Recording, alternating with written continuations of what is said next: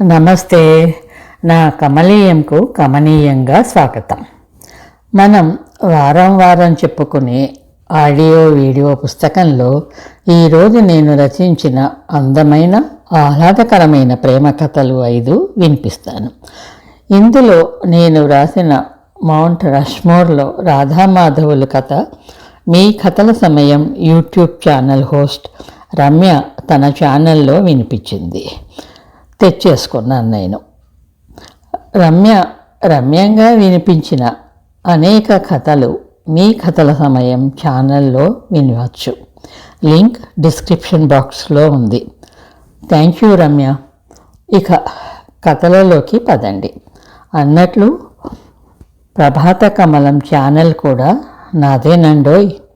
మీకు ఆసక్తి ఉంటే అక్కడ నేను వివిధ రంగాల ప్రముఖులతో చేసిన టాక్ షోలు, పుస్తక సమీక్షలు, లలిత సంగీతం, కార్టూన్లు, పురాణ కథలు, నాకు నచ్చిన నా కథలు, వేరే రచయితల కథలు, నవలలు అన్నీ వినవచ్చు. ప్రభాత కమలం లింకు కూడా డిస్క్రిప్షన్ బాక్స్లో ఉంది. సరేనా? మీ అందరి ప్రోత్సాహానికి ధన్యవాదాలు. వచ్చే వారం దాకా సెలవు మరి. నమస్తే, మీ మాల. ఇక ఈ కమ్మని ప్రేమ కథామాలలో ఏమున్నాయంటే: 1 పలుకరాదటే చిలుక, 2 నీ అంటే నేనుంటా, 3 మనసు తెలిసిన చందురూడా, 4 మౌంట్ రష్మోర్లో రాధామాధవులు, 5 వరించి వచ్చిన సిరి. ఇక పదండి విందాం.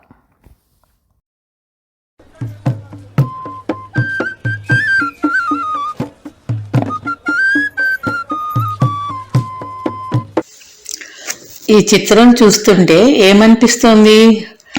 వీరిద్దరు తల్లి కూతుళ్ళ, అత్త కోడళ్ళ, వదిన మరదళ్ళ నవ్వుకుంటూ ఏం మాట్లాడుకుంటున్నారబ్బా అనే ఆలోచనలో పడ్డారు కదూ. నాకైతే ఎందుకో తెలియదు, ఆ అమ్మాయిని చూస్తే షావుకార్ సినిమా షావుకార్ జానకి, అదేనండి అందులోని నాయిక సుబ్బులు గుర్తొచ్చింది. ఆ పైన నాయకుడు సత్యం, అదేలేండి ఎన్టీ రామారావు. ఆయన పాడిన పలుకరాదటే చిలుక పాట గుర్తొచ్చింది. అంతే, అదే టైటిల్ పెట్టి ఈ చిట్టి కథ రాసేశాను. పలుకరాదటే చిలుక. అమ్మా, నేను అత్తయ్య ఇంటికి వెళ్తున్నా అని ఓ కేక పెట్టి జడ వెనక్కి వేసుకుంటూ ఓసారి నిలువుటద్దంలో చూసుకుంది సీత. పాపిడి చేరు, నడుముకు మువ్వల వడ్డాణం, చెవులకు బుట్టలు, అంచు ఉన్న జరి పరికిణి వణి. అబ్బా అనుకుంటూ అంతలోనే బంగారు తల్లిలా మెరిసిపోతున్నావే అనే మేనత్త మాటలతో పాటు, పోయినసారి వచ్చినప్పుడు బావ ఏమిటి గంగిరెద్దు వేషం, పట్నంలో అమ్మాయిలు ఎంత షోక్గా ఉంటారో తెలుసా అని వెక్కిరించటం, తను మేనత్త ఒళ్ళో దూరి వెక్కి వెక్కి ఏడవటం గుర్తొచ్చింది. గబగబా నగలు లంగా ఓణి తీసేసి బట్టల రాజయ్య దగ్గర తీసుకున్న డాలర్ అంచున్న సిల్క్ చీర కట్టుకొని మస్తాన్ కొత్త నమూనాలో కుట్టిన బుట్ట చేతుల జాకెట్ వేసుకుంది. ఆడే జుంకీలు పెట్టుకొని అద్దంలో సంతృప్తిగా చూసుకొని అత్తింటికి పరిగెత్తింది. వంటింట్లో కొడుకుకి ఇష్టమని అరిసెలు చేస్తున్న అత్త, బావ పొద్దుననగా వస్తే ఇప్పుడు వస్తున్నావా పిల్ల అంటూ తలెత్తి చూసి, కోడల ఈ అవతారమేమమ్మా, ఆహూ ఆహూ అంటూ పక్కున నవ్వింది. నీ కొడుకు కోరిన అవతారమే అత్త, ఆహూ ఆహూ అని అత్తకు ధీటుగా జవాబిచ్చింది సీత. బాగుందమ్మా సంబడం, పైన డబ్బాలోని చక్కిలాలు ఈ అరిసెలు తీసుకెళ్ళి బావకి ఇయ్యి, పైన ఉన్నాడు అంది అత్త. చక్కిలాలు అరిసెలు తీసుకొని సంవత్సరం తర్వాత చూస్తున్న బావ ఎట్లా ఉన్నాడో, నా ఈ చీర అది చూసి ఏమంటాడో అనుకుంటూ పైకెళ్ళగానే కనిపించిన బావను చూసి అడుగులు తడపడ్డాయి. ఏవేవో భావనలు ఉక్కిరి బిక్కిరి చేశాయి. అంతలోనే బావ వెక్కిరింత గుర్తొచ్చి ఉక్రోషం వచ్చేసి పలహారాలు గట్టు మీద పెట్టి వెనుతిరిగిన సీతను చూసి నవ్వుకుంటూ, పలుకరాదటే చిలుక ఈ కోపమేలని అని ఉడికించాడు వేణు. ఆ వేసవిలోనే వేణువుకు సీతకు రంగరంగ వైభోగంగా పెళ్లి జరిగిపోయింది. కాలం చకచకా ముందుకు జరిగి సీత ఓ కూతురికి ఓ కొడుకుకు తల్లయింది. కొడుకు కూతురు మంచి చదువులు చదువుకొని సాఫ్ట్వేర్ ఇంజనీర్లు అయ్యారు. కూతురు పెళ్లి చేసి అత్తగారు ఆలస్యం కాకుండా అమ్మమ్మ కూడా అయిపోయింది. అమ్మయ్య, కూతురి బాధ్యత తీరింది అని కొడుకుకు పెళ్లి చేసి సాఫ్ట్వేర్ కోడల్ని కూడా తెచ్చేసుకుంది. కొడుకు కొత్త కాపురం చూడాలని హైదరాబాద్ వచ్చారు వేణు, సీత. అందంగా ఆధునికంగా ఉన్న 3 బెడ్రూమ్ల అపార్ట్మెంట్ కలయ చూసి ముచ్చట పడిపోయింది సీత. ముఖ్యంగా మోడర్న్ కిచెన్ చూసి సంబరపడిపోయింది. ఫ్రెష్ అప్ అయి వచ్చిన వాళ్లకు హోటల్ ప్యాకెట్స్ విప్పి దోశలు ఇడ్లీలు వడ్డించింది కోడలు షామిలి. ఫ్లాస్క్లో నుంచి కప్పు తీసి కాఫీ కప్పులలో పోశాడు వైభవ్. అందరూ తినటం అయ్యాక, ఆంటీ మీకు లంచ్ ఆర్డర్ చేశాను, 12 వరకు వస్తుంది, పర్వాలేదుగా అని చెప్పి హడావిడిగా ఆఫీసులో మీటింగ్స్ ఉన్నాయని పరిగెత్తారు. రాత్రి తిరిగి ఎప్పుడో వచ్చారు ఇద్దరు. హాల్లో కూర్చొని ఉన్న అమ్మా నాన్నలను చూసి, మీకోసం డిన్నర్ పంపాను, తిన్నారా డాడీ అడిగాడు వైభవ్. ఆ తర్వాత కాసేపు నీరసంగా అక్కడే కూర్చొని లోపలికి వెళ్ళిపోయాడు. 3 రోజులు అలాగే గడిచిపోయాయి. ఆ రోజు శనివారం.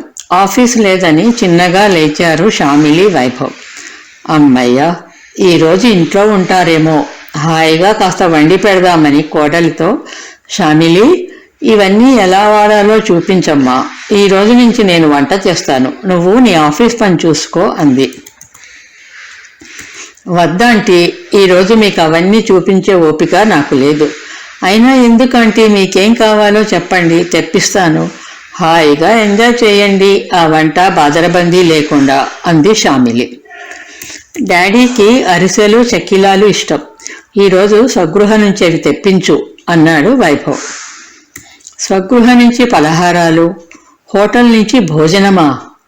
వాళ్ళ మాటలు విని బిత్తరపోయింది సీత. తమ ఇంటికి ఏ సమయంలోనైనా ఎందరొచ్చినా వండి వార్చిన చేతులు తనవి. అత్తయ్య తను ఏ పండుగైనా పేరంటమైనా పొద్దునైతే అందరూ చూస్తారని, ఆ చేత ఈ చేత ముట్టుకుంటారని రాత్రంతా కూర్చొని పలహారాలు వండేవారు. ఏనాడైనా బయట కొని తెచ్చుకున్నారా?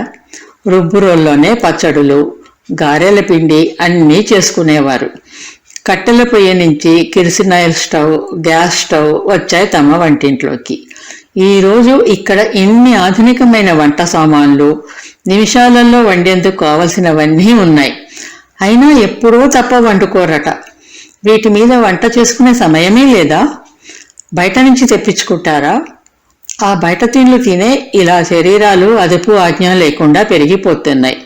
అయినా ఆరోగ్యాలేమి కావాలి అనుకుంటూ ఏదో అనబోయిన సీతను మాట్లాడవద్దన్నట్టు కనుసైగ చేశాడు వైను. జాగింగ్కి వెళ్తున్నాము అని చెప్పి కొడుకు కోడలు వెళ్ళిపోయారు. ఇంకా తనను మాట్లాడనీయని వేణు మీద కోపంతో మూతి ముడుచుకున్న సీతతో, కాలంతో పాటు మనము మారాలి, వాళ్ళ ఇంట్లో వాళ్ళ ఇష్ట ప్రకారమే ఉండాలి అంటూ పలుకరాదటే చిలుక అని పాడుతూ సీత చుబ్బుకం పట్టుకొని తన వైపు తిప్పుకున్నాడు వేణు. భర్తను మురిపంగా చూస్తూ ముచ్చటగా మూతి తిప్పింది సీత. ఇదండి ఈ వారపు కథ.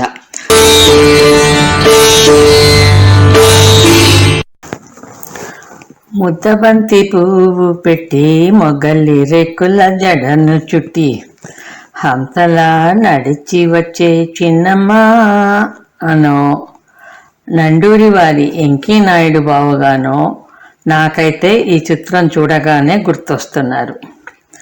వారిలా పాడలేను, రాయలేను, కానీ చిట్టి కథ రాశాను, వినండి. నీ అంటే నేనుంటా. మొహానికి అంటుకున్న చెమటను చీర కొంగుతో తుడుచుకుంటూ వచ్చి చెట్టు కింద నిలబడి చుట్టూ చూసింది గౌరి. సూర్యుడు పడమటి దిక్కులకు పయనిస్తున్నాడు. ఎరుపు పసుపు కలిసిన ఆరెంజ్ రంగులో మెరిసిపోతున్నాడు. లేత ఆరెంజ్ రంగులో పరుచుకున్న సూర్యకిరణాలతో ఆకాశం ఆరెంజ్ నీల రంగులలో మనోహరంగా ఉంది. చిరు వేడి గాలులు వీస్తున్నాయి. పక్షులు చిన్నగా చప్పుడు చేసుకుంటూ గూళ్లకు చేరే ప్రయత్నంలో ఉన్నాయి. ఆ సంధ్య అందాన్ని పరవశంగా చూస్తూ పొలం వైపు చూసింది. పొలంలో నిలిచి ఉన్న నీటిని కాలువలోకి మళ్లిస్తూ పక్కనున్న రైతుతో మాట్లాడుతున్నాడు శంకర్. పైకి ఎగదోపి కట్టిన పంచ, తలకు కట్టుకున్న చిన్న రుమాలుతో గమ్మత్తుగా కనిపించాడు. చుట్టుపక్కల ఉన్న పొలాలలో వీళ్ల వయసు వాళ్లే కొంతమంది యువతీ యువకులున్నారు. అందరినీ చూస్తుంటే గౌరీ మనసు సంవత్సరం కిందికి జారుకుంది. ఒక పేరున్న సాఫ్ట్వేర్ కంపెనీలో ఒకే టీంలో పనిచేస్తున్నారు గౌరీ, శంకర్. ఆ టీంలో ఉన్న 10 మంది అమ్మాయిలు అబ్బాయిలు అందరూ స్నేహంగా కలిసిమెలిసి పనిచేసుకుంటూ వారాంతంలో ఏదైనా మల్టీప్లెక్స్లోనో మరో చోటో ఎంజాయ్ చేస్తుంటారు. అలా ఒక వారాంతం అందరూ కలిసి కాఫీ షాప్లో ఉండగా రోజు పేపర్లో, టీవీ వార్తలలో రైతుల ఆత్మహత్యల గురించి వింటున్నాము.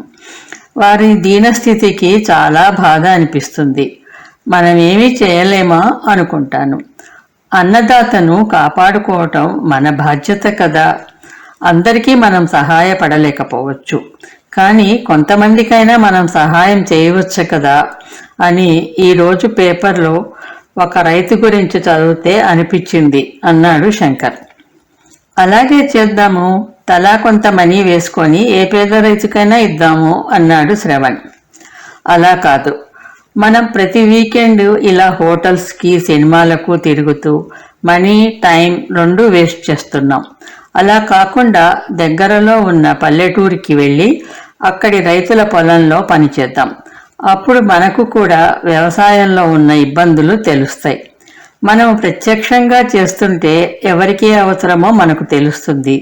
అప్పుడు ఇక్కడ నిపుణులను సంప్రదించి రైతులకు కావలసిన సలహాలు, సహాయము చేయొచ్చు అన్నాడు శంకర్. కొంత తర్జన భర్జనల తర్వాత ప్రతివారము కాకుండా 2వ, 4వ శని ఆదివారాలలో వెళ్లేట్టుగా అనుకున్నారు. ఆ విధంగానే దగ్గరగా ఉన్న ఒక పల్లెటూరిని ఎన్నుకొని అక్కడ రైతుల పొలంలో రైతులతో పాటుగా పనిచేసేందుకు వారిని ఒప్పించారు. అప్పటి నుంచి 2వ, 4వ శని ఆదివారాలలో అక్కడికి వచ్చి పొలం పనులు చేస్తూ రైతులకు సహాయంగా ఉంటూ వారి కష్టసుఖాలు తెలుసుకుంటూ ఆర్థికంగా కూడా సహాయపడుతున్నారు. ఊరి వాళ్ళు కూడా వీళ్ళని చూసి ముచ్చటపడి వీరిని ఆదరిస్తున్నారు.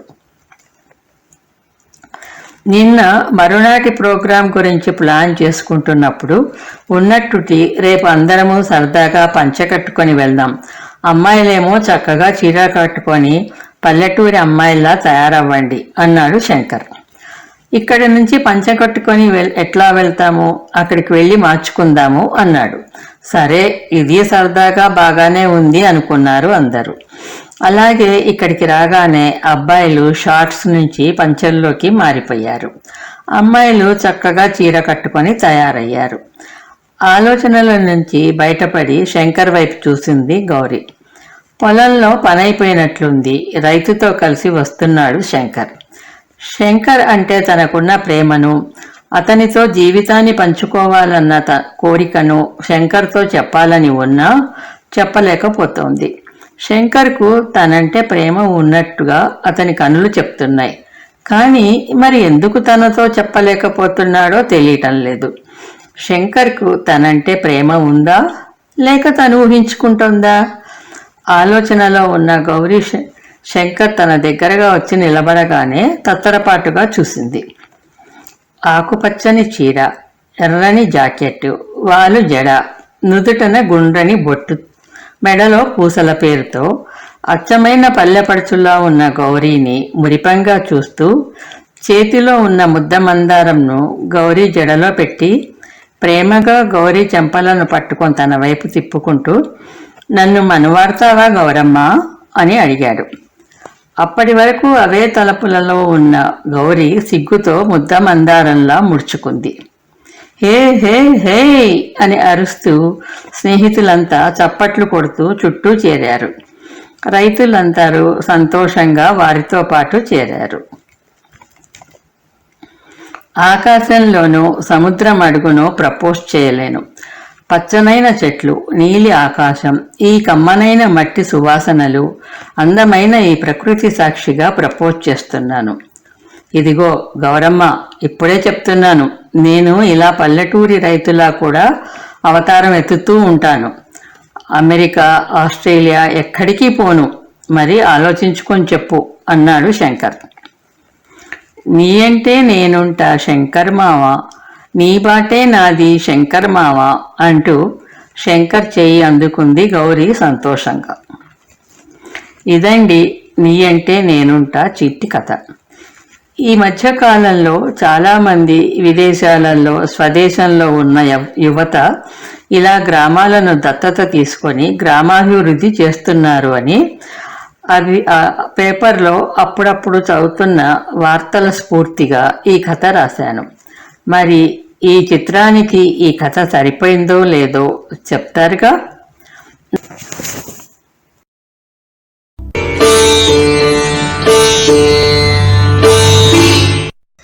नीली नीली अंबर पर चांद जब आए प्यार भर जाए అని పాడుకుంటూ మనసు తెలిసిన చందూరుడ కథ వినిపిస్తాను.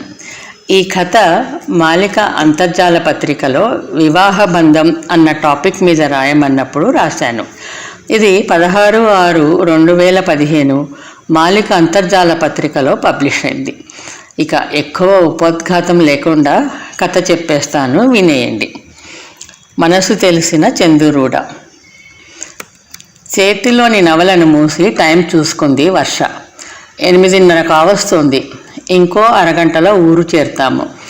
ఆఫీస్ మానే అవసరం లేదు, వెళ్ళిపోవచ్చు అనుకుంటూ ఎదురు సీటు వైపు చూసింది. ఎదురు సీట్లో ఉన్న తను ల్యాప్టాప్లో పనిచేసుకుంటున్నాడు. ఎక్కినప్పటి నుంచి ల్యాప్టాప్లో తలదూర్చే ఉన్నాడు మహానుభావుడు అనుకుంది. ఇంతలో సెల్ రింగ్ అయింది. అమ్మ. ఓ చెప్పు అంది. వర్ష, నేను చెప్పిన సంగతి మర్చిపోకు, ఈ సంవత్సరం ఎట్లాగైనా నీ పెళ్ళి.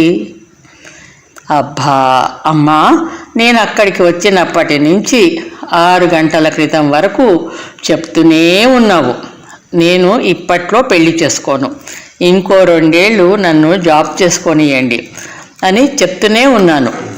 ఇక ఈ టాపిక్ ఆపే విసుగ్గా అంటూ కాల్ కట్ చేసి సెల్ పక్కన పడేసింది. ఎదురు సీట్ అబ్బాయి తలెత్తి చూసి వెంటనే ల్యాప్టాప్లోకి తల వంచేశాడు. ముందు వెనక చూసుకోకుండా గట్టిగా మాట్లాడినట్టున్నాను, అంతా అమ్మ మూలంగానే, ఎప్పుడూ ఒకటే గోల అని తన మీద తానే చిరాకు పడిపోయింది. రైలు ఆగింది. బ్యాగ్ తీసుకొని హడావిడిగా ముందుకు కదిలింది. ఏమండి? పిలుపు విని వెనకకు తిరిగింది. ఎదురు సీట్ అబ్బాయి. ఇప్పటి వరకు మంచివాడులా ఫోజు కొట్టాడు, ఇప్పుడేమో వెంటపడ్డాడు అనుకుంటూ ఏమిటి అంది చిరాగ్గా.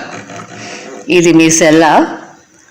ఓ, అమ్మతో మాట్లాడి విసుగ్గా పక్కన పడేసి మర్చిపోయింది అనుకొని థ్యాంక్స్ అండి అని సెల్ తీసుకొని వడివడిగా ముందుకు కదిలింది. త్వరగా తయారై బ్రేక్ఫాస్ట్ కోసం వెళ్ళింది. నీళ్లు కారుకుంటూ ఉన్న ఉప్మాను చూడగానే నీరు కారిపోయింది. ఇహ లాభం లేదు, ఈ హాస్టల్లో ఉండి ఈ పిచ్చి తిండి తింటూ బతకటం కష్టం, ఏదైనా రూమో చిన్న ఇల్లో చూసుకోవాలి, తప్పదు అనుకుంది. లంచ్ బ్రేక్లో స్నేహితురాలు అర్పితతో తన సమస్య చెప్పుకుంది. మా ఇంట్లో మేడ మీద ఒక గది ఉంది, ఓ అబ్బాయి ఉండేవాడు, ఈ మధ్య పెళ్లి చేసుకొని వేరే ఇల్లు చూసుకొని మారిపోయాడు, నీకేమైనా నచ్చుతుందేమో చూడు, కాకపోతే ఒకటే గది, అందులోనే వంట చేసుకోవాలి అంది అర్పిత. పర్వాలేదు, సర్దుకుంటాను, సరిపోకపోతే అప్పుడు చూసుకుందాం, మరి మీకేమీ ఇబ్బంది కాదా అడిగింది వర్ష. మాకేమి ఇబ్బంది, పైగా ఇద్దరం కలిసి ఎంచక్కా ఎంజాయ్ చేయొచ్చు అంది అర్పిత. సాయంకాలం అర్పితతో కలిసి వాళ్ళ ఇంటికి వెళ్ళింది. గది నచ్చింది.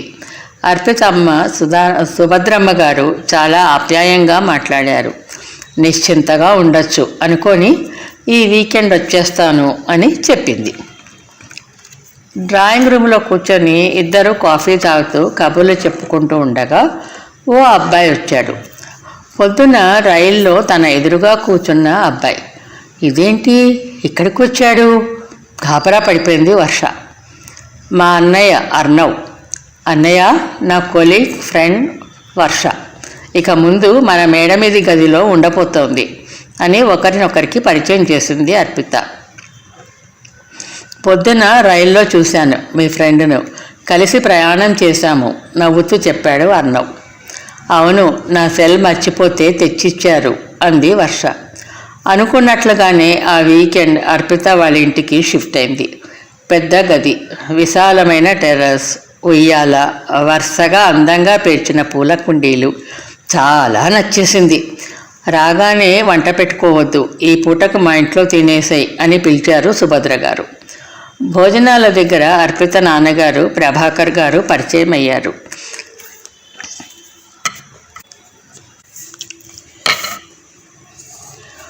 అభిమానంగా కొసరి మరీ వడ్డించారు సుభద్ర గారు. అసలు నువ్వు విడిగా వండుకోవటం ఎందుకమ్మా, మా ఇంట్లోనే తిను అన్నారు ప్రభాకర్ గారు. ఎంతవారు అభిమానంగా పిలిచినా బాగుండదనుకొని సున్నితంగా వారించింది. ఆ ఇల్లు, ఆ ఇంట్లోని వారి అభిమానం చాలా నచ్చాయి. వెంటనే అమ్మకు కాల్ చేసి చెప్పింది. ఆ రాత్రి నిశ్చింతగా నిద్రపోయింది. ఉదయమే లేచి తలస్నానం చేసి తల తుడుచుకుంటూ టెర్రస్లోకి వచ్చింది. పిట్టగోడ దగ్గర నిలబడి యథాలాపంగా కిందికి చూసింది. పైపుతో మొక్కలకు నీళ్లు పడుతూ అన్నం కనిపించాడు. ఇంకా స్నానం చేయనట్టున్నాడు. నైట్ డ్రెస్, తెల్ల పైజామా కుర్తాలో ఉన్నాడు. జుట్టు కొద్దిగా చెదిరి మొహం మీద పడుతోంది. ఎందుకో తల పైకెత్తి చూశాడు. అక్కడ వర్ష కనిపించగానే గుడ్ మార్నింగ్ అని చిన్నగా నవ్వాడు. ఒక్కసారే గుండె జల్లుమంది వర్షకు.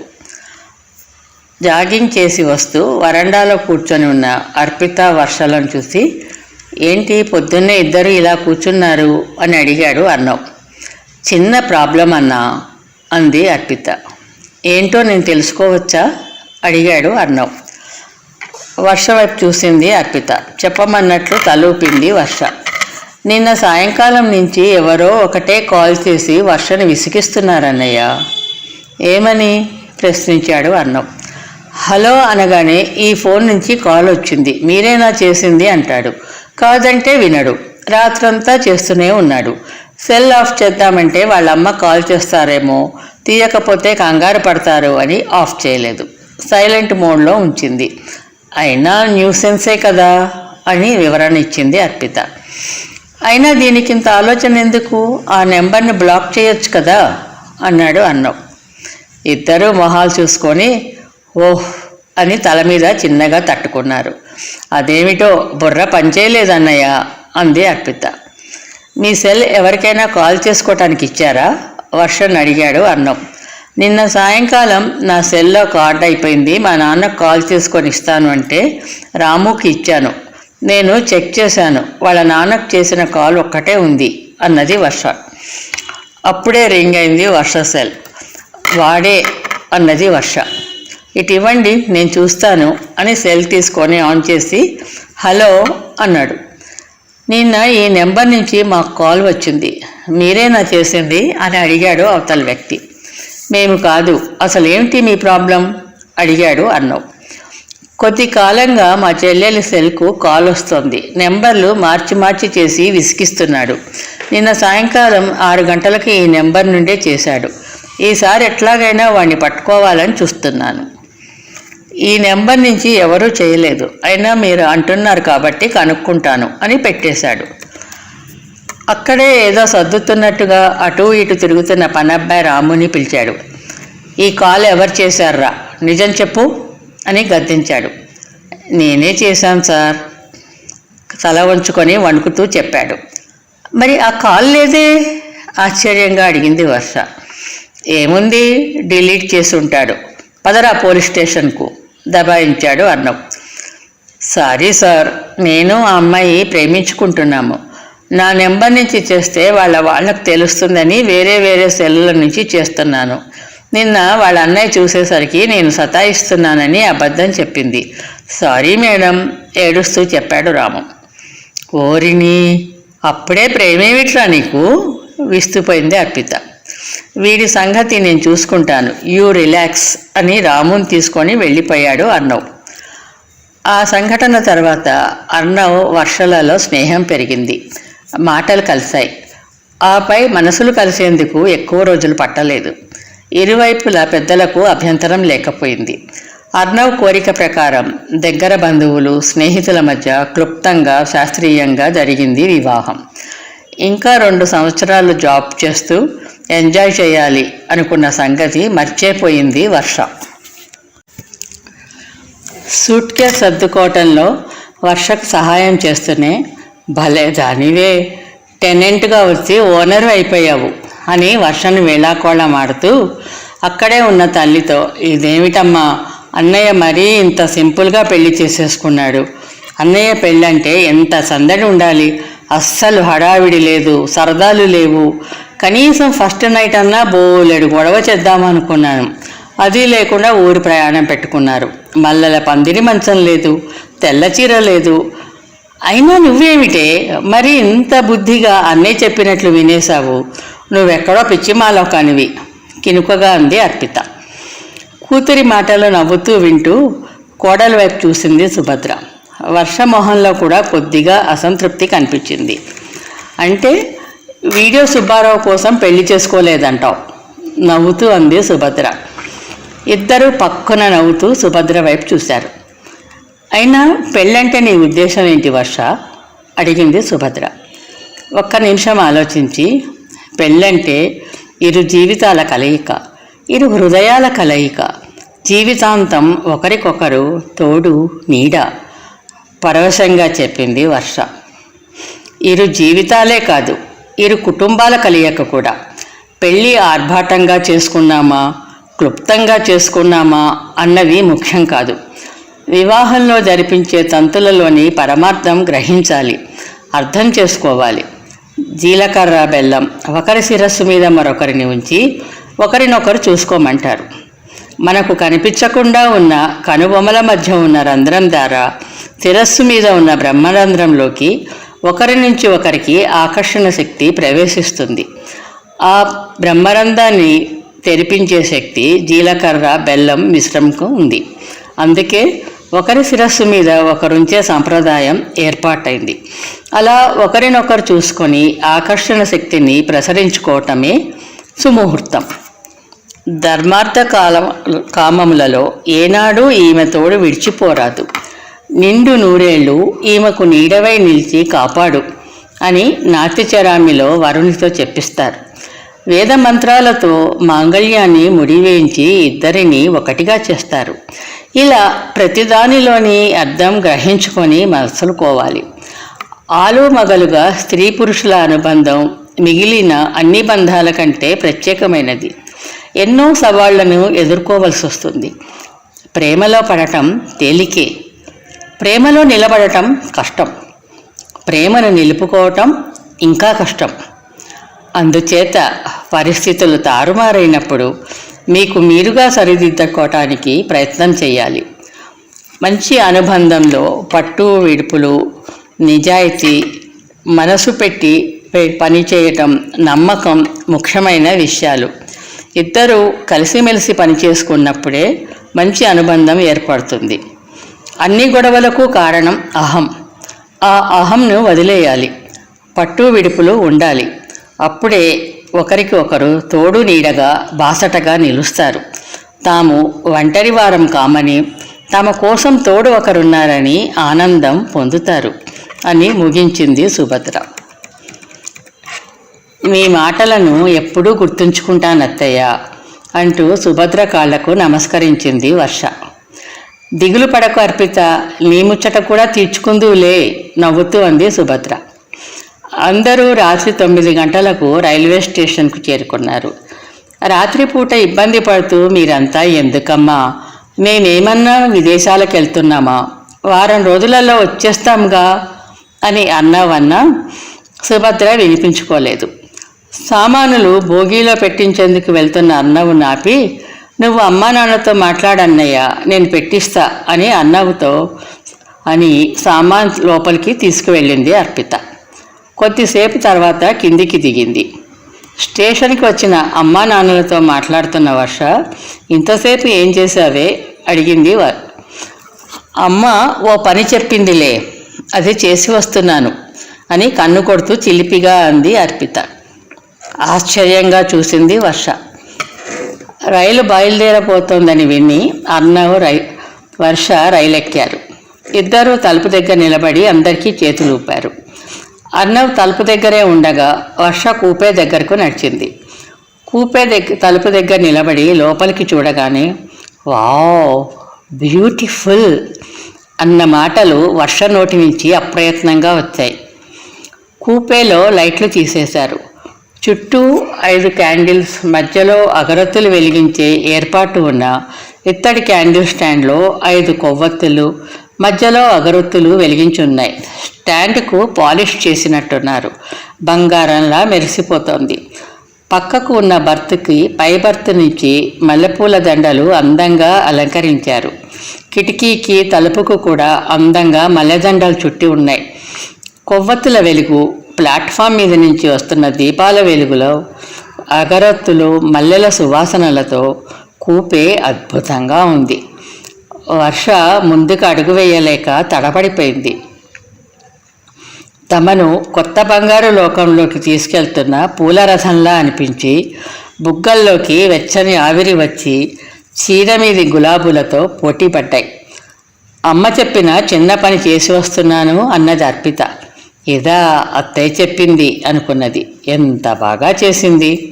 మనసంతా సంతోషంతో నిండిపోయింది. చెప్పలేని భావాలు ఉక్కిరి బిక్కిరి చేశాయి. మనసంతా మధుర భావాలతో ఉండిపోయింది. అలా ఓ విధమైన ట్రాన్స్లో నిలబడి ఉన్న వర్ష భుజం మీద చేయి పడటంతో ఉలిక్కి పడింది. కూపేలోకి చూసి ఫెంటాస్టిక్ అన్నాడు అర్ణవ్. రైలు ప్లాట్ఫామ్ వదిలింది. బయట నుంచి వస్తున్న గాలికి సన్నగా కదలసాగాయి కొవ్వొత్తుల జ్యోతులు. కిటికీలో నుంచి సన్నగా చంద్రుని కిరణాలు పడసాగాయి. రైలు లయబద్ధంగా నడవసాగింది. కిటికీలో నుంచి వీస్తున్న గాలికి కొవ్వొత్తులు ఒకటొకటిగా ఆరిపోయాయి. బయట నుంచి అప్పుడప్పుడు దీపాల వెలుగొస్తోంది. కూపే చీకటి వెలుగుల సమ్మేళనంలో అద్భుతంగా ఉంది. కిటికీలో నుంచి మబ్బులతో దోబార్చున్న మసకమసకగా ఉన్న చంద్రుడిని చూసి, మనసు తెలిసిన చంద్రుడా, మసక వెలుగే చాలులేరా అని చిన్నగా కూనిరాగం చేసింది వర్ష. ఇదండి మనసు తెలిసిన చంద్రుడా కథ.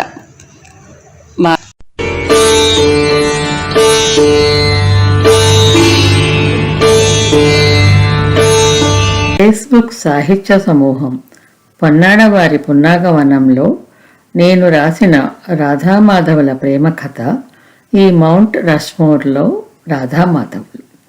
దీనిలో రాధ మనోభావాలని అష్టవిధ నాయికల లక్షణాలకు అన్వయించుకుంటూ రాసే చిన్ని ప్రయత్నం చేశాను.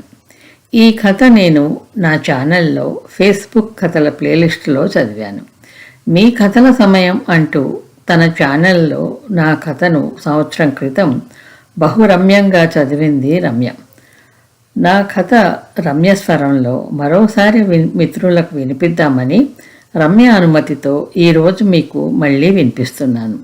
విన్న మిత్రులకు, రమ్యకు ధన్యవాదాలు. ఎన్నో మంచి మంచి కథలను ఎన్నిక చేసుకొని తన ఛానల్ ద్వారా మీ కథల సమయంలో మధురమైన స్వరంలో వినిపిస్తున్న రమ్య ఛానల్ లింక్ డిస్క్రిప్షన్ బాక్స్లో ఇస్తున్నాను. అందులో కూడా చక్కని కథలను వినేయండి. మరి హలో అండి. భార్యాభర్తల బంధం ఎంతో అందమైన బంధం. ఏ వయసులోనైనా భార్యాభర్తలు ఇద్దరూ ఒకరికొకరు మనసెరిగి ఒకరి ఇష్టాలను మరొకరు గౌరవించుకుంటూ ఉంటే అది ఇంకా అద్భుతంగా ఉంటుంది. ఇవాళ ఈ అందమైన బంధం గురించి మాలా కుమార్ గారు రాసిన మౌంట్ రష్మోర్లో రాధామాధవులు అనే కథ విందాం. ఇక ఆలస్యం చేయకుండా ఆ కథ ఏంటో వినేద్దాం రండి. ఇన్నిసార్లు అడవిలో ఉన్నావు, ఇంకా అడవిలో ఉండాలని కోరిక ఏమిటి అలనాడు సీతమ్మవారు రామయ్యను కోరినట్లు కోరావు నవ్వుతూ అన్నాడు మాధవ్. రాధ మాధవ్ అమెరికాకు పిల్లల దగ్గరికి వచ్చి 1 రోజులు అవుతుంది. లాంగ్ వీకెండ్లో 2 రోజులు సరదాగా గడుపుదామని నార్త్ డెకోటాలోని మౌంట్ రష్మోరాను చూసేందుకు పిల్లలతో కలిసి వచ్చారు రాధా మాధవ్. తిరుగు ప్రయాణానికి సిద్ధమవుతుండగా మాధవ్ను మనం కొన్ని రోజులు ఇక్కడే ఉందాం అని కోరింది రాధ. ఆ ఎత్తైన కొండలల్లో పచ్చని చెట్లు, వాటి మీద కువకువలాడే రంగురంగుల పిట్టలు, అడవంతా పరుచుకున్న అడవి పూల సువాసనలు, చల్లగా వీచే గాలులు, అబ్బా ఎంత అందంగా ఉన్నాయో. ఎవరూ లేని ఏకాంతంలో నువ్వు నేను ఒకరికొకరం. ఏమండి ఏమండి ప్లీజ్ ప్లీజ్ కొన్ని రోజులు ఉందాము పరవశంగా చుట్టూ చూస్తూ గోముగా అంది రాధ. ఎవరూ లేకపోవటం ఏమిటి? అటు చూడు, మనం ఎక్కడున్నా ఆ 4 పెద్దోళ్ళు మనల్ని చూస్తూనే ఉంటారు. పోనిద్దరు చూస్తే చూశారులేండి, వాళ్ళ రోజులు గుర్తు తెచ్చుకుంటారు ముసిముసిగా నవ్వింది రాధ. భార్య కోరిక కాదనలేక పిల్లలను పంపేసి జనాలకు దూరంగా అడవి లోపలికి అన్ని వసతులు ఉన్న చిన్న కుటీరం లాంటి రిసార్ట్ అద్దెకి తీసుకున్నాడు మాధవ్.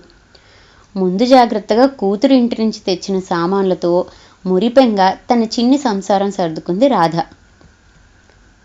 ఆకులో ఆకునై పువ్వులో పువ్వునై ఆడవి సాగిపోనా, ఎటులైనా ఇచ్చటనే ఆగిపోనా.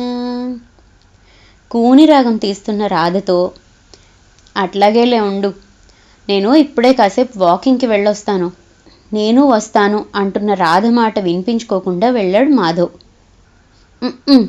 అని ముచ్చటగా మూతి తిప్పుకుంది రాధ. మాధవ్ వచ్చే లోపల వంట చేస్తే సరి. మాధవ్కు జొన్న రొట్టెలు, ఉల్లికారం, పల్లీ పొడి ఇష్టం. ఈరోజు అవి చేస్తాను. నాకు మటుకు అన్నం వండుకోవాల్సిందే అని ఇన్స్టా పాట్లో బియ్యం నీళ్లు వేసి ఆన్ చేసింది. జొన్న పిండి మైక్రోవేవ్లో వేడి చేసిన నీళ్లతో తడిపి తడి నాప్కిన్ కప్పింది. ఉల్లిపాయలు సన్నగా తరిగి అందులో ఉప్పు, కారం, జీరా పొడి, గార్లిక్ పేస్ట్ వేసి మెత్తగా కలిపింది. రోలు ఉంటే బాగుండేది, చక్కగా దంచేదాన్ని అనుకుంది. వండటమే కాదు ప్రెజెంటేషన్ కూడా బాగుండాలి అనే మాధవ్ మాటలను తలుచుకుంటూ డైనింగ్ టేబుల్ మధ్యలో కీరా, టొమాటో ముక్కలతో ఉన్న సలాడ్ ప్లేట్ను పెట్టి దాని మీద స్ప్రింగ్ ఆనియన్స్, కొత్తిమీర అలంకరించింది. సోఫాలోని కుషన్స్ను సర్దింది. బెడ్రూమ్లో పక్కన సరిచేసింది. సరిచేయటమే కానీ రోజు డెక్ మీదేగా పడక అనుకొని సిగ్గుగా నవ్వుకుంది. మాధవ్ వచ్చినట్లుగా అనిపించి డెక్ మీదకి వెళ్ళి చూసింది. మాధవ్ రాలేదు కానీ చందమామ చల్లగా నవ్వుతూ కనిపించాడు.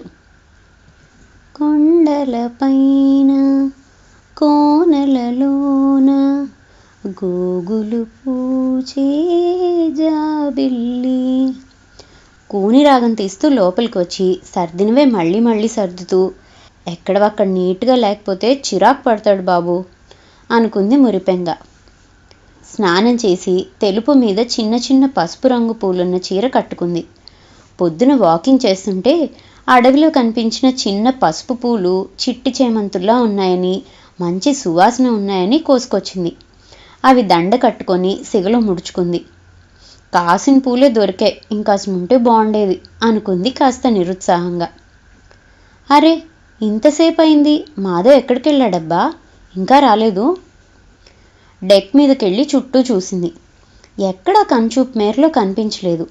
ఏమయ్యింది, ఎక్కడి దాకా వెళ్ళాడు? గాబరా మొదలైంది. ఏ పులివాతో పడలేదు కదా? కాదు కాదు, ఇక్కడ పులులుండవన్నారుగా. పామా బాబోయ్, మనసు పరిపరి విధాల భయపెడుతుంది. ఎంత వద్దనుకున్నా నెగిటివ్ ఆలోచనలు వస్తున్నాయి. ఎంత చెడ్డదాన్ని, ఈ అడవిలో ఒంటరిగా ఉందామని కోరాను అంటూ తనను తాను తిట్టుకుంటుంది. ఇంట్లోకి బయటికి తిరుగుతుంది. అప్పటిదాకా అందంగా కనిపించిన అడవి భీతి గొల్పుతుంది. లోపల నుంచి బైనాక్యులర్ తెచ్చి చుట్టూ చూసింది. అల్లంత దూరాన ఎవరో కొండ మీద నుంచి దిగుతున్నారు. మాధవేనా? పరికించి చూసింది. దూరం నుంచి తెలియటం లేదు. మాధవ్ అయితే ఎవరినో ఎత్తుకొస్తున్నట్లుందే. మాధవ్ కాదు. కొంచెం దగ్గరగా వచ్చాడు. మాధవే, ఎవరినబ్బా అట్లా పొదువుకొని తీసుకొస్తున్నాడు? ఇంకొంచెం దగ్గరగా వచ్చాడు. మాధవే, ఎవరినో ఎత్తుకొని తీసుకొస్తున్నాడు. అమ్మాయిలా ఉందే, ఎవరైనా అమ్మాయి అడవిలో తప్పిపోయి ఈయన గారి కంటపడిందా? అసలుకే పరోపకారి పాపన్న. కాదులే, ఇంత చీకట్లో ఏ అమ్మాయి అంత అడవిలోకి వెళ్తుంది? ఏ అడవి పిల్లనో కనిపించి వల్లో వేసుకోలేదు కదా. అసలుకే అందగాడు, అంతే అయి ఉంటుంది. మగబుద్ధి. మసక చీకట్లో ఎవరినో ఎత్తుకొని వస్తున్న మాధవ్ని గుర్తుపట్టి రుసరుసలాడుతూ లోపలికి వెళ్ళింది. కొద్దిసేపు తర్వాత మాధవ్ లోపలికొచ్చి ఆయాసపడుతూ సోఫాలో కూర్చుంటూ, రాధా, మంచినీళ్ళివ్వు అని అడిగాడు. మంచినీళ్ళు అందిస్తూ, ఇంతసేపు ఎక్కడికి వెళ్ళారు? కోపంగా అడిగింది. అడవిలో ఓ గర్ల్ ఫ్రెండ్ దొరికిందిలే, దాన్ని తీసుకొని వస్తున్నాను అన్నాడు ధుమధుమలాడుతున్న రాధమోహం వినోదంగా చూస్తూ. మాధవ్ చెంప మీద ఉన్న ఘాటును చూస్తూ, అక్కడేమైంది అనుమానంగా అడిగింది. నా గర్ల్ ఫ్రెండ్ గోటుతో గీరింది అన్నాడు తమాషాగా. కోపం ఆపుకోలేక సోఫాలో ఉన్న కుషన్ మాధవ్ మీదకు విసిరి బయటకు వెళ్ళింది. అక్కడ డెక్ మీద వేసి ఉన్న తెల్లని పరుపు మీద ఒత్తుగా పరిచి ఉన్న చిన్ని చిన్ని పసుపచ్చని పూలు నవ్వుతూ పలకరించాయి. ఈ పూలు చాలా? వెనక నుంచి అడిగాడు మాధవ్. మీరు వీటి కోసం వెళ్ళారా? అయితే మీరు ఎత్తుకొస్తున్నట్లున్నది ఈ పూలున్న సంచేనా? ఆశ్చర్యంగా అడిగింది. మరి ముద్దులు పెళ్ళాం కోరిక తీర్చాలిగా, ఇన్ని పూలు కావాలంటే ఎక్కడెక్కడో వెతకాల్సి వచ్చింది. మరి ఆ చెంప మీద ఘాటు? ఇంకా అనుమానం తీరని రాధ అడిగింది. పూలు కోస్తుంటే ఓ కొమ్మ గీరింది. ఈ కొమ్మకు కాకుండా ఇంకే కొమ్మకుంటుంది నన్ను ముట్టుకునే ధైర్యం? చిలిపిగా అన్నాడు. పాపిష్టిదాన్ని, మిమ్మల్ని అనుమానించాను. నా కోసం ఇంత కష్టపడ్డారా? నీళ్లు నిండిన కళ్ళతో రుద్ద కంఠంతో దగ్గరగా వచ్చి తన చీర కొంగుతో ఆ ఘాటును సుతారంగా తుడుస్తూ అంది రాధ.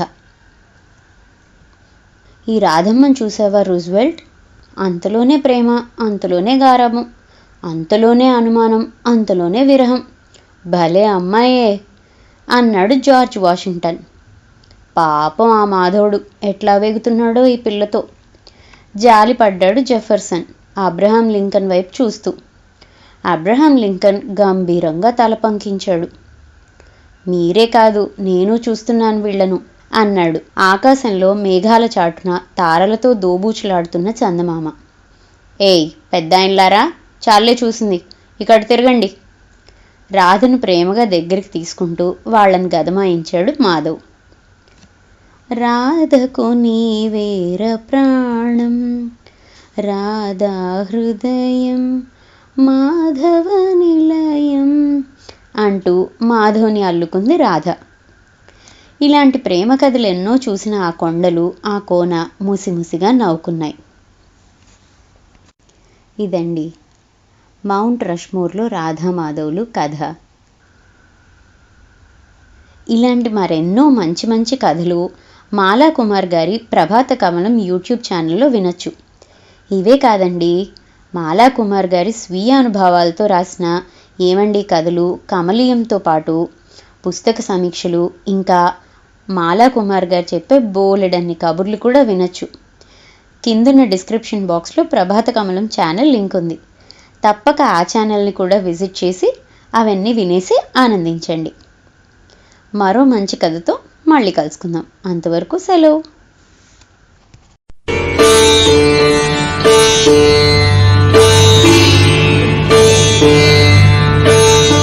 ఈరోజు నేను వినిపించబోయే కథ ఫేస్బుక్ మన కథలు మన భావాలులో ఇచ్చిన నాన్న కోపం తట్టుకోగలిగిన వారు ఇంకెవరుంటారు అనే వాక్యానికి నేను రాసిన మినీ కథ వరించి వచ్చిన సిరి.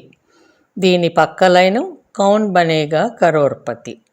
ఒక క్విజ్ కాంపిటీషన్లో వచ్చిన ₹1,00,00,000 ఒక యువకుని జీవితాన్నే మార్చివేశాయి. అదెలాగో వినండి మరి. ఈ కథకు ఆధారం ఒక పేపర్లో వచ్చిన వార్త. కథ పేరు వరించి వచ్చిన సిరి, పక్కలైన కౌన్ బనేగా కరోర్పతి. పార్కులో చెట్టును ఆనుకొని కూర్చున్న విష్ణు ఆలోచనలు పరిపరి విధాలుగా పోతున్నాయి. పూలమ్ముకున్న చోట కట్టెలమ్ముకోలేడు. దూరంగా ఎక్కడికైనా వెళ్ళి కూలో నాలో చేసుకొని బతకగలడు. కానీ వెళ్ళిపోయే ముందుగా ఒకసారి నాన్నను చూసి క్షమార్పణ అడగాలి. కానీ ఎట్లా? తను చేసిన తప్పు చిన్నదేమీ కాదు. అటెండర్గా పనిచేస్తున్న నాన్న తనను పెద్ద ఇంజనీర్ను చేయాలనుకున్నాడు. ఇంటర్కు వచ్చాక తలకు మించిన భారమైన మంచి కోచింగ్ ఇన్స్టిట్యూషన్లో చేర్చాడు. తనే వెంట పెట్టుకొని క్లాస్కు తీసుకెళ్ళేవాడు. తను కూడా నాన్న కష్టాన్ని గుర్తించి చక్కగా చదువుకున్నాడు. చదువుతో పాటు ఏదైనా కాంపిటేటివ్ ఎగ్జామ్స్కి వెళ్తే జనరల్ నాలెడ్జ్ కూడా ఉండాలని క్లాస్ పుస్తకాలతో పాటు వివిధ పేపర్లు, జనరల్ నాలెడ్జ్ పుస్తకాలు చదివేవాడు. పాపం నాన్న అవి ఎక్కడి నుంచో సంపాదించి తెచ్చిచ్చేవాడు. మంచి ర్యాంక్ తెచ్చుకొని మంచి కాలేజీలో ఫ్రీ సీట్ కూడా తెచ్చుకున్నాడు. చివరి సంవత్సరం జరిగిన క్యాంపస్ ఇంటర్వ్యూలో ఇన్ఫోసిస్లో ఉద్యోగం తెచ్చుకున్నాడు. పరీక్షలు అయిపోయి ఫలితాలు వచ్చాక బెంగళూరు వెళ్ళి ట్రైనీగా చేరాల్సి ఉంది. ఆ సమయంలో తన ప్రతి విజయాన్ని గర్వంగా చూసుకుంటూ పొంగిపోతున్న నాన్న ఆశలన్నీ కూల్చేశాడు. తను ఆ చివరి రోజులు కళ్ళ ముందు తిరిగాయి. ఒక సంస్థ క్విజ్ కాంపిటీషన్ నిర్వహిస్తున్నారని, అందులో గెలిచిన వారికి ₹1,00,00,000 బహుమతి ఇస్తారని, పాల్గొనదలిచిన వాళ్ళు పేర్లు ఇయ్యమని నోటీస్ బోర్డులో పెట్టారు. అది చూసి తనను లెక్చరర్లు, నాన్న, చిన్ననాటి నుంచి ఉన్న తన ఏకైక స్నేహితురాలు సిరి అందులో పాల్గొనమని ప్రోత్సాహపరిచారు. పాల్గొని ₹1,00,00,000 గెలుచుకున్న రోజున తనే నమ్మలేకపోయాడు ఆ అద్భుతాన్ని. పేపర్లన్నీ తన ఇంటర్వ్యూలు పోటీపడి తీసుకొని ప్రచురించాయి. విద్యార్థి సంఘాలు సత్కరించాయి. ఎక్కడికెళ్ళినా అందరూ చుట్టుముట్టేవారు. ఆ సెలబ్రిటీ పొజిషన్ తనను ఉక్కిరిబిక్కిరి చేసింది. ఆ సందడిలోనే పరీక్షలు రావటము, ఫలితాలు తెలవటము జరిగిపోయాయి. ఆ రోజు నాన్న తనని పిలిచి, "నువ్వు బెంగళూరు వెళ్ళాలి కదా, టికెట్ రిజర్వ్ చేసుకున్నావా? ట్రైనింగ్ అయిపోయి ఉద్యోగంలో చేరాక సిరికి నీకు పెళ్లి చేద్దాం అనుకుంటున్నాం. నువ్వు స్థిరపడితే మాకు సంతోషం" అన్నాడు. అప్పటికే పేపర్లో మీరు ఈ ₹1,00,00,000తో ఏం చేస్తారని అడగటము, తను ఇంకా ఆలోచించుకోలేదని చెప్పటము జరిగింది. అప్పటి వరకు లేని స్నేహితులు చాలామంది తన చుట్టూ చేరారు. ఉద్యోగం చేస్తే ఏమొస్తుంది, హాయిగా నువ్వే ఒక సాఫ్ట్వేర్ కంపెనీ పెట్టు అన్న వాళ్ళ బోధనలు చెవికెక్కాయి. చిన్ననాటి స్నేహితురాలు, నాన్న తోటి అటెండర్ స్నేహితుని కూతురైన సిరి తన కంటికి ఆనలేదు. అందుకే నేను ఉద్యోగం చేయను, సాఫ్ట్వేర్ కంపెనీ పెడతాను, ఇప్పుడే పెళ్లి చేసుకోను అని ఖరాఖండిగా చెప్పేశాడు. అనుభవం లేకుండా వ్యాపారం ఏం చేస్తావు? కొన్ని సంవత్సరాలు ఉద్యోగం చేసి అనుభవం సంపాదించి కంపెనీ పెట్టవచ్చు. అప్పటి వరకు ఆ డబ్బును ఇలాగే ఎఫ్డీలో ఉండని వాడకు. ఇప్పుడు కాకపోతే 2 ఏళ్ళు అయ్యాకనే పెళ్లి చేసుకో. అంతకు మించి ఆడపిల్లవాళ్ళు ఎట్లా ఆగుతారు? నచ్చ చెప్తూ అన్నాడు నాన్న. ఉద్యోగంలో చేరను, నేను సిరిని చేసుకోను. అంతగా అయితే సిరి పెళ్లికి డబ్బులు ఇస్తాను అన్నాడు పొగరుగా. నాన్న ప్రళయకాల రుద్రుడే అయ్యాడు. నువ్వు వద్దు, నీ డబ్బులు వద్దు, ఇంకెప్పుడు నా కంటికి కనిపించకు అని ఇంట్లో నుంచి వెళ్ళగొట్టేశాడు. ఆ తర్వాత స్నేహితులు చెప్పినట్లుగా బిజినెస్ పెట్టాడు. బిజినెస్ చేసేవాళ్ళు నీలాంటి సెలబ్రిటీలు సోషల్గా ఉండాలని అప్పటి వరకు చూడని కొత్త లోకాలు చూపించారు. ఆ మత్తు బుర్రకెక్కి విచక్షణ జ్ఞానం లోపించింది. బుర్ర తిరిగి ఈ లోకంలోకి వచ్చేసరికి ఏముంది, కాలం, డబ్బు అన్నీ కరిగిపోయాయి. స్నేహితులు ఏమయ్యారో తెలీదు. తను ఈ చెట్టు కిందికి చేరాడు. ఇక్కడ ఉండలేక ఎటైనా పోయే ముందు నాన్నని చూడాలని, క్షమార్పణ అడగాలని మరీ మరీ అనిపిస్తోంది. నాన్నకు ప్రియమైన వాడు తనే కోపం తెప్పిస్తే ఇక నాన్న కోపం తట్టుకోగలిగేవారు ఇంకెవరుంటారు? తనను నాన్న ముందుకు తీసుకెళ్లేవారు ఎవరు? విష్ణు, నువ్వేనా? ఆప్యాయంగా వినిపించిన పిలుపు విని తలెత్తాడు. సిరి ఎదురుగా నిల్చునుంది ఆశ్చర్యంగా చూస్తూ. అమ్మయ్యా, నాన్నకు సిరి అంటే చాలా ఇష్టం. తనే నన్ను నాన్న దగ్గరికి తీసుకువెళ్ళదు అనుకొని సిరి చేయి పట్టుకొని జరిగిందంతా చెప్పి తను చేసిన ద్రోహానికి పశ్చాత్తాపపడ్డాడు. తన చేతిని పట్టుకున్న విష్ణు చేతిని చూస్తూ, పద ఇంటికి వెళ్దాం. ముందు కోపం చూపించినా చల్లబడిపోతాడులే, నేను చెప్తానుగా. ఆ సిరి చంచలము, కానీ ఈ సిరి కాదు. మరి వరించి వచ్చిన ఈ సిరిని పట్టుకున్న ఈ చెయ్యి వదలవుగా అంది నవ్వుతూ. ఎప్పటికీ వదలను అని చేతిని బిగించాడు విష్ణు. ఇదండి ₹1,00,00,000 చేసిన మాయ కథ. విన్నందుకు ధన్యవాదాలు. వచ్చే వారం మరో కథతో కలుసుకుందాం. అందాక సెలవా మరి.